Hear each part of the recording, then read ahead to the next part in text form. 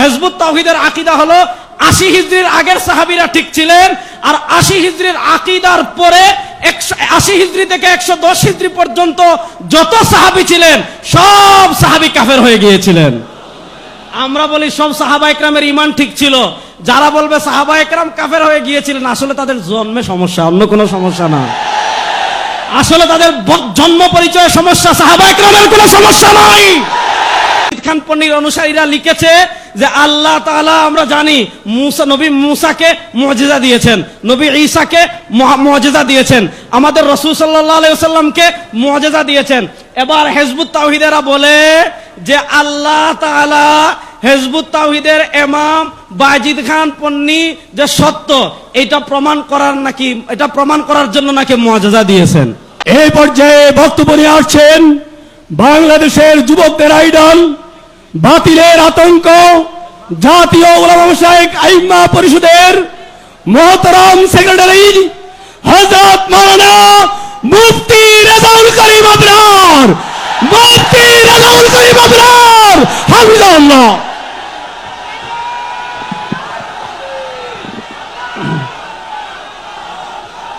আসসালামু আলাইকুম ওয়া রাহমাতুল্লাহি ওয়া বারাকাতুহু। নাহমাদুহু ওয়া নুসাল্লি আলা রাসূলিহিল কারীম, আম্মা বা'দ। হেফাজতে ইসলাম বাংলাদেশের উদ্যোগে আয়োজিত হিজবুত তাওহীদ নিষিদ্ধের দাবিতে আজকের এই মহাসমাবেশের মুহতারাম সভাপতি, আমার অত্যন্ত শ্রদ্ধেয় বাংলাদেশের বরেণ্য আলোচক হাকিমুন নাফস আল্লামা মুশতাকুন নবী কাসিমি হাফিজাল্লাহ আমাকে বলেছেন যে আমার সময় হলো আনলিমিটেড। তো আমি তো মুরব্বীরা এখানে উপস্থিত হয়েছেন, আনলিমিটেড কথা বলবো না, আমি 5-7 মিনিটের ভিতর আমার আলোচনা শেষ করব। যেই সংগঠন নিয়ে আমরা কথা বলছি সে সংগঠন হলো হিজবুত তাওহীদ। হিজবুত তাওহীদ মূলত হলো একটা ফটোকপি। এই ফটোকপিটা আসছে পাকিস্তানের এনায়েতুল্লাহ মাশরিকির তাহরিকে খাকসার থেকে। এনায়েতুল্লাহ মাশরিকি যখন তাহরিকে খাকসার প্রতিষ্ঠা করেন, তাহরিকে খাকসার প্রতিষ্ঠা করার পর এনায়েতুল্লাহ মাশরিকি কিছু কিতাব লিখে, আত-তাযকিরা লিখেছে, তার একটা কিতাব আমাদের কাছে আছে। মৌলভী কা গলত মাযহাব একটা কিতাব, আরো অসংখ্য কিতাব লিখেছে। যে কিতাবের পাতায় পাতায় পাতায় পাতায় পাতায় পাতায় কোরআন বিরোধী, ইসলাম বিরোধী, দিন বিরোধী, শরিয়া বিরোধী কথা ছিল। আমাদের আকাবিরে দেওবন্দের অন্যতম মুফতি মোহাম্মদ শফি রাহিমাহুল্লাহ তার সকল কুফরি বিষয়গুলো জমা করে এনায়েতুল্লাহ মাশরিকির কাছে চিঠি লিখেছিলেন যে তোমার এই বক্তব্যগুলো তুমি ব্যাখ্যা করো, অথবা তুমি এই শিরিক কুফরি বক্তব্যগুলো থেকে প্রত্যাহার করো। এনায়েতুল্লাহ মাশরিকি তখন প্রত্যাহারও করেনি, ভুলও স্বীকার করেনি। সে বলেছে আমি যা বলেছি তা সঠিক বলেছি। তখন জমিয়তে উলামায়ে হিন্দের একটা কনফারেন্স হয়েছিল। সেই কনফারেন্সে ইমামুল আসর আল্লামা আনোয়ার শাহ কাশ্মীরি রহিমাহুল্লাহ ছিলেন। কাশ্মীরি রহিমাহুল্লাহ ফতোয়া দিয়েছেন। শেখুল আরবি ওয়াল আজম সৈয়দ হুসাইন আহমদ মাদানী রহিমাহুল্লাহ ফতোয়া দিয়েছেন। হাকিমুল উম্মত আল্লামা আশরাফ আলী থানভী রহিমাহুল্লাহ ফতোয়া দিয়েছেন। মুফতিউল হিন্দ মুফতি কিফায়াতুল্লাহ রহিমাহুল্লাহ ফতোয়া দিয়েছেন। শুধু দেওবন্দি গণনার আলেমরা না, বেরলভী গণনার আলেমরা ফতোয়া প্রকাশ করেছিলেন। শুধু বেরলভী গণনা না, আফগানিস্তানের উলামায়ে কেরাম ফতোয়া প্রকাশ করেছিলেন। শুধু আফগানিস্তানের উলামায়ে কেরামের না, মিশরের উলামায়ে কেরামের কাছে এনায়েতুল্লাহ মাশরিকির বক্তব্যগুলো পেশ করা হয়েছিল। সারা পৃথিবীর উলামায়ে কেরাম ঐক্যবদ্ধ ফতোয়া দিয়েছিলেন যে এনায়েতুল্লাহ মাশরিকি যে বিষয়গুলো বলেছে, লিখেছে, এই বিষয়গুলো যারা বিশ্বাস করবে, ধারণ করবে, ইসলামে থাকার কোনো সুযোগ নাই, সাথে সাথে ইসলাম থেকে বের হয়ে যাবে। ওই এনায়েতুল্লাহ মাশরিকির শিষ্য ছিল বাজিদ খান পন্নী। তো বাজিদ খান পন্নী তার নিজের কোনো গবেষণা নেই। সে কি করেছে, ওই এনায়েতুল্লাহ মাশরিকির আত-তাযকিরা থেকে, এনায়েতুল্লাহ মাশরিকির মৌলভী কা গলত মাযহাব, এ সকল বই থেকে কপি পেস্ট করে সে যা বই লিখেছে এগুলাই যোগ করেছে। আমি 2-4টা প্রথমে আকীদা বলি, তারপর হিজবুত তাওহীদকে নিষিদ্ধ করার কথা কেন সেটার একটা যুক্তি দিয়ে আমি আলোচনা শেষ করব। হিজবুত তাওহীদের সবচেয়ে ভয়ঙ্কর যে জঘন্য আকীদা, সেটা হলো হিজবুত তাওহীদের কথা হলো রাসূলুল্লাহ ইসলামের ইন্তেকালের 60-70 বছর পরে পৃথিবীতে ইসলাম বিকৃত হয়ে গিয়েছিল। ইসলাম বলে পৃথিবীতে 1400 বছর আর কিছু ছিল না। মুমিন মুসলিম বলে পৃথিবীতে আর কেউ ছিল না। ওই 1400 বছরে যা ছিল সব নকল ইসলাম। আর 1400 বছর পরে ইলহামের মাধ্যমে, মুজিজার মাধ্যমে বাজিদ খান পন্নী ওই মরা ইসলামকে আবার জিন্দা করছে। দেখেন, আমার কাছে একটা বই আছে, এই বইয়ের নাম হলো ইসলামের প্রকৃত রূপরেখা। এই বই লিখেছেন ইমামুজ্জামান বাজিদ খান পন্নী। এই বই থেকে 48 নম্বর পৃষ্ঠা থেকে আমি একটা বক্তব্য পড়ে শোনাই আপনাদের। এই বইয়ের 48 নম্বর পৃষ্ঠায় আপনার এনায়েতুল্লাহ বাজিদ খান পন্নী লিখেছেন, দুর্ভাগ্যবশত বিশ্বনবীর ওফাতের 70 বছর পর ইবলিস এই উম্মার আকীদায় বিকৃতি ঢুকিয়ে দিতে সমর্থ হলো, যার ফলে এই জাতি আল্লাহর রাস্তায় জিহাদ ও 5 দফা কর্মসূচি দুটোই ত্যাগ করে ইসলাম ও উম্মতে মুহাম্মদী দুটো থেকেই বহিষ্কৃত হয়ে গেল। অর্থাৎ রাসূলুল্লাহ সাল্লাল্লাহু আলাইহি ওয়াসাল্লামের ইন্তেকালের 60-70 বছর পর পর্যন্ত যারা ছিল তারা মুমিন মুসলিম ছিল। 60-70 বছর পর পৃথিবীতে যারা ছিল সব ইসলাম এবং মুমিন দুইটা থেকে বহিষ্কার হয়ে গিয়েছে। এবার একটা ভয়ঙ্কর তথ্য আমি আপনাদেরকে বলি। রাসূলুল্লাহ সাল্লাল্লাহু আলাইহি ওয়াসাল্লাম ইন্তেকাল করেছেন কত হিজরিতে? 11 হিজরিতে। আর বাজিদ খান পন্নীর ভাষ্যমতে 60-70 বছর পর্যন্ত ইসলাম ছিল। ধরলাম 70 বছর, তাহলে 70 আর 11 81 বছর, অর্থাৎ 81 হিজরি পর্যন্ত ইসলাম ছিল। 81 হিজরির পরে ইসলামও ছিল না, মুমিনও ছিল না, মুসলিমও ছিল না। 81 হিজরির পরে যারা সব কাফের। এবার আসেন 81 হিজরি থেকে 110 হিজরি পর্যন্ত সর্বশেষ সাহাবী ইন্তেকাল করেছিলেন কত হিজরিতে? 110 হিজরিতে। হিজবুত তাওহীদের আকীদা হলো 80 হিজরি থেকে নিয়ে 110 হিজরি পর্যন্ত যে শত শত সাহাবী আল্লাহর রাসূল সাল্লাল্লাহু আলাইহি ওয়াসাল্লামের সোহবত প্রাপ্ত যত সাহাবী, হিজবুত তাওহীদের আকীদা হলো 80 হিজরির আগের সাহাবীরা ঠিক ছিলেন, আর 80 হিজরির আকীদার পরে 80 হিজরি থেকে 110 হিজরি পর্যন্ত যত সাহাবী ছিলেন সব সাহাবী কাফের হয়ে গিয়েছিলেন। আমরা বলি সব সাহাবা ইকরামের ঈমান ঠিক ছিল। যারা বলবে সাহাবা ইকরাম কাফের হয়ে গিয়েছিলেন, আসলে তাদের জন্মে সমস্যা, অন্য কোনো সমস্যা না। আসলে তাদের জন্ম পরিচয়ের সমস্যা, সাহাবা ইকরামের কোনো সমস্যা নাই। যারা সাহাবা ইকরামের সমালোচনা করবে তাদের জন্মের সমস্যা, সাহাবাদের কোনো সমস্যা নাই। তাহলে হিজবুত তাওহীদের আকীদার অনুযায়ী শুনেন, 1 নম্বর সাহাবা ইকরাম ইসলাম থেকে বের হলেন। ইমাম আবু হানিফা ইসলাম থেকে বের হলেন, ইমাম শাফি ইসলাম থেকে বের হলেন, ইমাম বুখারী ইসলাম থেকে বের হলেন, ইমাম আহমদ ইবনে হাম্বল ইসলাম থেকে বের হলেন। 1400 বছরের সকল ইমামগণ ইসলাম থেকে বের হলেন। আমরা বলি না সাহাবা ইসলামের উপর, তাবে ইসলামের উপর, তবে তাবে ইসলামের উপর, ইমামগণ ইসলামের উপর, হিজবুত তাওহীদ ইসলাম থেকে বের হয়ে গিয়েছে। এবার পরের প্রশ্ন বুঝেন, তারা বলে সব ইসলাম থেকে বের হয়ে গেল। তাহলে প্রশ্ন হলো, সবাই যদি ইসলাম থেকে বের হয়ে যায়, তোমরা ইসলাম পাইলা কোথায়? এবার যখন প্রশ্ন করা হলো সবাই যদি ইসলাম থেকে বের হয়ে যায়, তোমরা ইসলাম পেলেন কোথায়? এই যে দেখেন ইসলামের প্রকৃত রূপরেখা, এই বইয়ের 50 নম্বর পৃষ্ঠায় বাজিদ খান পন্নী কি লিখছে? দীর্ঘ 1300 বছর এই উম্মাকে এই পবিত্র কর্মসূচি থেকে মাহরুম বঞ্চিত রাখার পর রহমানুর রহিম আল্লাহ তার অসীম করুণায় তার দেয়া কর্মসূচির পরিচয় ইলহামের মাধ্যমে আমার হৃদয়ে নাজেল করেছেন। আচ্ছা, তাহলে উনি বলল 1400 বছর পর আল্লাহ তাআলা ইলহামের মাধ্যমে ওই ইসলাম তার অন্তরে নাজিল করেছেন। এবার প্রশ্ন হলো, তোমার ইলহাম সত্য না মিথ্যা বুঝবো কেমনে? এই তার ইলহামকে সত্য প্রমাণ করার জন্য হিজবুত তাওহীদেরা আরেকটা বই লিখেছে।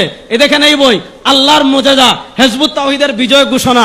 বাজিদ খান পন্নীর অনুসারীরা লিখেছে যে আল্লাহ তাআলা আমরা জানি নবী মুসাকে মুজিজা দিয়েছেন, নবী ঈসাকে মুজিজা দিয়েছেন, আমাদের রাসূল সাল্লাল্লাহু আলাইহি ওয়াসাল্লামকে মুজিজা দিয়েছেন।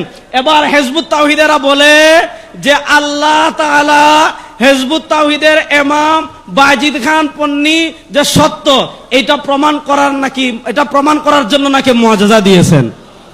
দেখেন, আমি এই বই থেকে তো লম্বা পড়তে পারবো না, সময় কম, শুধু একটু আমি আপনাদেরকে পড়ে শোনাই। এই যে দেখেন 9 নম্বর পৃষ্ঠায়, আল্লাহর রাসূল বিদায় নেওয়ার 1400 বছর পার হয়েছে। এই দীর্ঘ সময় তার প্রকৃত ইসলাম বিকৃত হতে হতে এখন আর বিকৃত কঙ্কালটি ছাড়া কিছুই অবশিষ্ট নেই। এমন সময় আল্লাহর রহমে এই জামানার ইমাম জনাব মোহাম্মদ বাজিদ খান পন্নী আবার সেই হারিয়ে যাওয়া প্রকৃত ইসলাম বুঝতে পেরেছেন। আমাদের ইমাম বলেছেন, বর্তমানে সারা দুনিয়ায় ইসলাম নামে যে ধর্মটি চালু আছে সেটি আল্লাহর দেওয়া প্রকৃত ইসলাম নয়, বরং প্রকৃত ইসলামের সম্পূর্ণ বিপরীত। বলেন নাউজুবিল্লাহ। আচ্ছা, এখন তাদের ইসলাম যে সত্য লিখছে, তাই গত 2 ফেব্রুয়ারি 2008 তারিখে হিজবুত তাওহীদ তার ইমামকে সত্যায়ন করার জন্য আল্লাহ নিজে 10 মিনিট 9 সেকেন্ডের মধ্যে অন্তত 8টি মুজিজা সংগঠিত করলেন। আচ্ছা, এখন আপনি বলতে পারেন যে আল্লাহ তাআলা এমন 8টি মুজিজা কি সংগঠিত করলেন? 8টা তো আর মুজিজা আমি বলতে পারবো না, শুধু একটা মুজিজা পড়ে শোনাই। মুজিজা নাম্বার 1, হিজবুত তাওহীদের ইমাম মোহাম্মদ বাজিদ খান পন্নী আমাদের যাত্রাবাড়ির একটা বিল্ডিং এর উপর বক্তৃতা দিচ্ছিলেন। ওই তিনি 8 মিনিট বক্তৃতা দিয়েছেন, 14 মিনিট না কত মিনিট বক্তৃতা দিয়েছেন। এই 14 মিনিটের 1 নম্বর মুজিজা, ইমামুজ্জামানের ভাষণ আরম্ভ হওয়ার মুহূর্ত থেকে চারিদিকে এক উদ্ভুত পিনপতন নীরবতা, নিস্তব্ধতা নেমে এলো। মনে হচ্ছিল পৃথিবীর সমস্ত শব্দ থেমে গিয়েছে, কোথাও সামান্য শব্দ নেই। অর্থাৎ 1 নম্বর মুজিজা, ইমামুজ্জামান বক্তৃতা দেওয়ার আগে মানুষ কথাবার্তা বলছিল। ইমামুজ্জামান যখন বক্তৃতা দেওয়া শুরু করেছেন তখন পরিবেশ একেবারে চুপ হয়ে গেছে। এটা হলো 1 নম্বর মুজিজা। তাহলে এরকম মুজিজা তো আমাদের গিয়াসউদ্দিন তাহিরি সাহেবের হয়েছিল, আর এরকম মুজিজা তো এখানে হয়ে গিয়েছে, কারণ আমি বক্তৃতা দিচ্ছি, পরিবেশ তো একদম চুপ, কোনো আওয়াজ নাই। আচ্ছা বলেন, এটা মুজিজা নাকি তামাশা? আর 2 নম্বর মুজিজা, ইমামের ভাষণ আরম্ভের একটু আগ পর্যন্ত আমাদের সেই লাউড স্পিকার দুটির শব্দ ছিল অস্পষ্ট, খুব খেয়াল করে বোঝা হচ্ছিল, কারণ সাউন্ড সিস্টেমটা ছিল অনেক পুরানো। কিন্তু ইমাম কথা বলার সামান্য আগেই হঠাৎ লাউড স্পিকারের শব্দ একদম পরিষ্কার হয়ে গিয়েছে। আচ্ছা বলেন, এগুলাকে মুজিজা না তামাশা? আচ্ছা এখানে আপনারা বলেন, মুজিজা আসে কার উপর? নবীদের উপর। দুনিয়ার কোন মানুষ, শুনেন, দুনিয়ার যত বড় বলি, তিনি যদি বলে আমার উপর মুজিজা আসছে, যদি কোন মানুষ নবী ছাড়া অন্য কেউ মুজিজা দাবি করে, আপনারা ফতোয়া দেন সে মুসলমান না কাফের? জোরে বলেন, সে মুসলমান না কাফের? তাহলে এবার বলেন যে হিজবুত তাওহীদ বলল আল্লাহর পক্ষ থেকে মুজিজা আসছে, নবী ছাড়া যাদের উপর মুজিজা আছে এরা মুসলমান থাকতে পারে না, ইসলামের সীমায় থাকতে পারে না। এবার আসলে আমি শেষ পয়েন্টে 2টা কথা বলে বিদায় নেব। বাংলাদেশে তো কাফেরদের অনেক সংগঠন আছে, আমরা তো ইহুদিদেরকে নিষিদ্ধ করার কথা বলি না। ইহুদিরা তাদের ধর্ম তাদের মতো পালন করবে, খ্রিস্টানরা তাদের ধর্ম তাদের মতো পালন করে। আমরা কাদিয়ানীদেরকে কাফের ঘোষণার কথা বলি, আর হিজবুত তাওহীদকে নিষিদ্ধ করার কথা বলি। হিজবুত তাওহীদকে নিষিদ্ধ করার কথা কেন বলি? কারণ হিজবুত তাওহীদ হলো জঙ্গি সংগঠন। আমি বাংলাদেশের মাননীয় প্রধানমন্ত্রী তারেক রহমান সাহেব আপনার দৃষ্টি আকর্ষণ করছি, হিজবুত তাওহীদের ফতোয়া অনুযায়ী আপনিও মুসলিম না। আমাদের মাননীয় স্বরাষ্ট্রমন্ত্রী আপনার দৃষ্টি আকর্ষণ করছি, হিজবুত তাওহীদের ফতোয়া অনুযায়ী আপনিও মুমিন না। আমাদের এমপি সাহেব এখানে বসে আছেন, কোথায় আসছিলেন আমি শুনেছিলাম, হিজবুত তাওহীদের ফতোয়া অনুযায়ী উনিও মুসলিম না। আমাদের নোয়াখালীর ডিসি তিনিও মুসলিম না। হিজবুত তাওহীদের ফতোয়া অনুযায়ী বাংলাদেশের আইন শৃঙ্খলা বাহিনীর কেউ মুসলিম না, সবাই কাফের। বলবেন হুজুর এটা কেন বললেন? এই যে দেখেন, এই বইয়ের নাম ইসলামের প্রকৃত সালা। ইসলামের প্রকৃত সালা, এই বই থেকে আমি একটা বক্তব্য পড়ে শোনাই। এই বইয়ের 16 নম্বর পৃষ্ঠায় বাজিদ খান পন্নী লিখেছে, মুমিনের সংজ্ঞা, অর্থাৎ মুমিন হওয়ার জন্য শর্তের মধ্যেই আল্লাহ ইমানের সঙ্গে জিহাদ অন্তর্ভুক্ত করেছেন। কারণ দিন প্রতিষ্ঠার প্রক্রিয়ার নীতি হিসাবে তিনি জিহাদকে, কেতালকে, সশস্ত্র সংগ্রাম নির্ধারণ করে দিয়েছেন। জিহাদ ত্যাগ করলে মুমিনের সংজ্ঞার মধ্যেই থাকা যায় না, আর মুমিনের সংজ্ঞার মধ্যে না থাকলে অবশ্যই হয় মুশরিক কিংবা কাফের। অর্থাৎ বাজিদ খান পন্নী বলেছে, যারা জিহাদ করে না তারা কাফের, তারা মুমিনই না। এই বাজিদ খান পন্নীর ফতোয়া অনুযায়ী সবার আগে কাফের হইল ইমামুজ্জামান সেলিম। কারণ আপনারা বলেন, সেলিম কোথাও জিহাদ করেছে? সেলিমের বউ কোথাও জিহাদ করেছে? হিজবুত তাওহীদের কোন সদস্য কোথাও জিহাদ করেছে? তাহলে প্রশ্ন হলো, যারা বলে জিহাদ না করলে কাফের, এই ফতোয়া অনুযায়ী আমাদের প্রধানমন্ত্রী কাফের, আমাদের স্বরাষ্ট্রমন্ত্রী কাফের। হিজবুত তাওহীদের ফতোয়া অনুযায়ী বাংলাদেশের প্রশাসনের সব লোক কাফের। প্রশ্ন হলো, জামায়াতুল আনসার, আপনি যদি জেএমবিকে নিষিদ্ধ করেন, হরকতকে নিষিদ্ধ করেন, জঙ্গি সংগঠনের নামে বিভিন্ন সংগঠনকে নিষিদ্ধ করেন, প্রশ্ন হলো হিজবুত তাওহীদের মতো উগ্রবাদী সংগঠনকে কেন নিষিদ্ধ করা হবে না? হিজবুত তাওহীদকে নিষিদ্ধ করতেই হবে। শোনেন মাননীয় প্রধানমন্ত্রী, 2024-এর জুলাই আগস্টের বিপ্লব হয় নাই হিজবুত তাওহীদের আস্ফালন দেখার জন্য। 2024-এর জুলাই আগস্টের বিপ্লবে আমরা সামনে ছিলাম। আজকে আমরা পরিষ্কার, শুনেন, সমুদ্রে যখন ঝড় আসে সবার আগে আবহাওয়া অধিদপ্তর 1 নম্বর সিগন্যাল দেয়, তারপর যখন আরেকটু ঘনায় সিগন্যাল 2 নম্বর আসে, তারপর 3 নম্বর সিগন্যাল আসে, তারপরে 7 নম্বর সিগন্যাল আসে, তারপর আসে ঘূর্ণিঝড়। আমরা বাংলাদেশের সরকারকে বলবো, ট্রান্সজেন্ডার বিয়ের নামে তামাশা বাংলাদেশে বন্ধ করতে হবে। হিজবুত তাওহীদের আস্ফালন বাংলাদেশে বন্ধ করতে হবে। কাদিয়ানীদের আস্ফালন বাংলাদেশে বন্ধ করতে হবে। সাহাবা সমালোচকদের আস্ফালন বাংলাদেশে বন্ধ করতে হবে। আল্লামা আহমদ শফী দুনিয়াতে নাই, আল্লামা মহিবুল্লাহ বাবুনগরী দুনিয়াতে আছেন। আল্লামা জুনায়েদ বাবুনগরী নয়, তার উত্তরসূরিরা এখনো বাংলাদেশে আছে। আজকে নোয়াখালীতে আল্লামা মুশতাকুন নবী সহ নোয়াখালীর উলামা ইকরামের নেতৃত্বে সিগন্যাল নাম্বার 1, তারপরে আসবে সিগন্যাল নাম্বার 2, তারপর আসবে ইনশাআল্লাহ ঘূর্ণিঝড় হিজবুত তাওহীদ নিষিদ্ধ হওয়ার আগ পর্যন্ত ইনশাআল্লাহ আমাদের বড় রাজ্যে কর্মসূচি দিবেন। প্রস্তুত আছেন তো সবাই ইনশাআল্লাহ? নারায়ে তাকবীর, নারায়ে তাকবীর। আসসালামু আলাইকুম ওয়া রাহমাতুল্লাহ।